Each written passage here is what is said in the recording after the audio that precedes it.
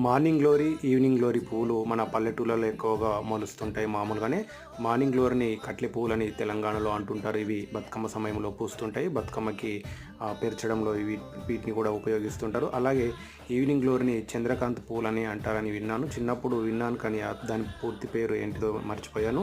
ఇక్కడ అమెరికాలో ఎక్కువగా వీటిని అయితే పెంచుకుంటుంటారు.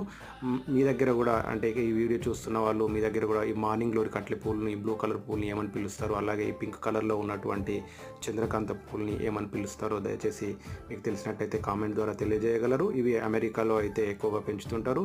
ఇక్కడ చూపిస్తున్నట్టుగా ఈ ఫోటోలో ఉన్నట్టుగా నేను 2 పువ్వులను చెట్లను ఒకే దాంట్లో ఒకే కుండీలో పెట్టి పెంచడం అయితే జరిగింది. ఇది ఈరోజు ఇక్కడ ఎక్కువగా పెంచేటువంటి పూల చెట్ల గురించి మీకు తెలియజేయడం జరిగింది. Thank you. Have a nice day. KGR USA తెలుగులో కే గిరేందర్ రావు, శ్రీగాధ రాజన్న సిరిసిల్ల జిల్లా ఫ్రమ్ అమెరికా.